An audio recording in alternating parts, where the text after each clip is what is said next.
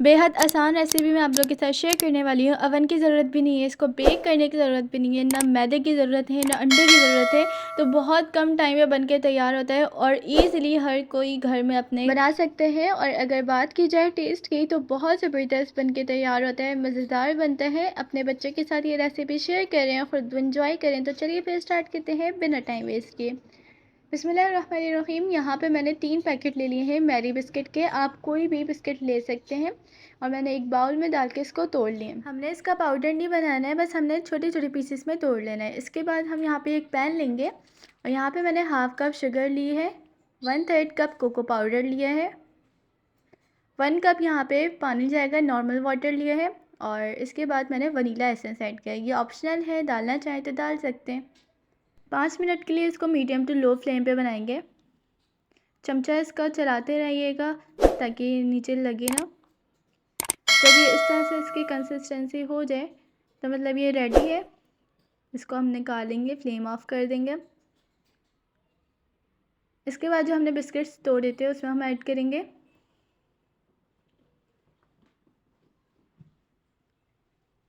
अब हम इसको मिक्स कर लेंगे दोनों चीज़ों को बहुत अच्छे से। और अगर आपने अभी तक चैनल को नहीं सब्सक्राइब किया है तो चैनल को लाजमी सब्सक्राइब कर लें, बेल आइकन को ज़रूर क्लिक कर लें ताकि मेरी हर आने वाली न्यू वीडियो सबसे पहले आपको मिले। और जैसे कि आप लोगों को पता है 1000 सब्सक्राइबर्स कंप्लीट होने पे गिव अवे होने वाला है, तो जल्दी से जाके शेयर करें वीडियो को ताकि जल्दी जल्दी से कंप्लीट हो सब्सक्राइबर्स। तो इंशाल्लाह ताला फिर गिव अवे होगा।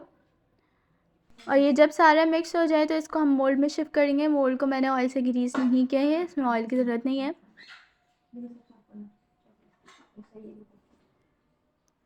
अब इसको हम स्पैचुला की मदद से सारा सेट कर लेंगे। यहाँ पे स्पैचुला की मदद से भी पहले करेंगे। उसके बाद हम स्पून ले लेंगे, स्पून की मदद से हम इसको टैप टैप करेंगे, मतलब ऊपर से, ताकि ये कि वो ऊपर सेट हो जाए सारा, कोई भी आगे पीछे ना आ रहा है, तो इस चीज़ का ख्याल रखिएगा। और इसके बाद हम इसको कवर करके रख देंगे तकरीबन 10 से 15 मिनट के लिए फ्रीज़र में, ताकि बहुत अच्छे से सेट हो जाए। यहाँ पे मैंने एक ये मेरे पास बटर पेपर था तो मैंने बटर पेपर लगा लिया। अब अगर आपके पास कोई ऐसी चीज़ हो, थैली वगैरह भी आप लगा सकते हैं ऊपर से कोई बर्फ़ की लेयर ना बने, बस इस चीज़ का ख्याल रखना है।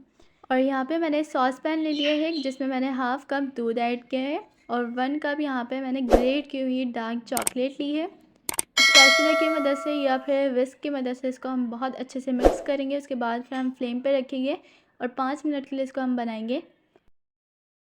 दूध के अंदर हमें बस चॉकलेट को मेल्ट करना है। जैसे ही मेल्ट हो जाए तो इसका फ्लेम ऑफ कर लें और इसको फिर ठंडा करने के लिए रख दें। इतनी ही देर में यहाँ पे हमारे फ्रीज़र से मैंने निकाल लिया है मोल्ड और ऊपर से बटर पेपर हटा दूँगी। बटर पेपर हटाने के बाद जो मैंने चॉकलेट को ठंडा करने के लिए रखा था उसके ऊपर हम डाल देंगे सारी। याद रहे यहाँ पे हमने बहुत गर्म चॉकलेट नहीं डालनी है।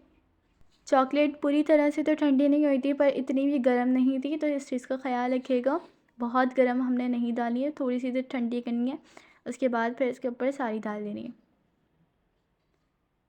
और सॉस पैन को मैंने स्पैचुला की मदद से पूरा साफ़ कर लिया है। अब हम इसको फ्रीज़र में रख देंगे, सेट हो जाएगी। फ्रीज़र में रखने के बाद ये अल्हम्दुलिल्लाह सेट हो चुकी है। तो यहाँ पे मैं नाइफ़ की मदद से इसको कट कर लूँगी साइडों से। और चोको चिप से मैंने ऊपर से डेकोरेट कर दिया है इसको। लुक बहुत ज़बरदस्त आई है, तो ज़रूर ट्राई कीजिएगा। अपना फ़ीडबैक मुझे दीजिएगा, कमेंट करके बताइएगा कि रेसिपी कैसी लगी। मुझे दुआ में याद रखिएगा। इसी तरह से न्यू रेसिपी के साथ मिलूँगी। अल्लाह हाफ़िज़।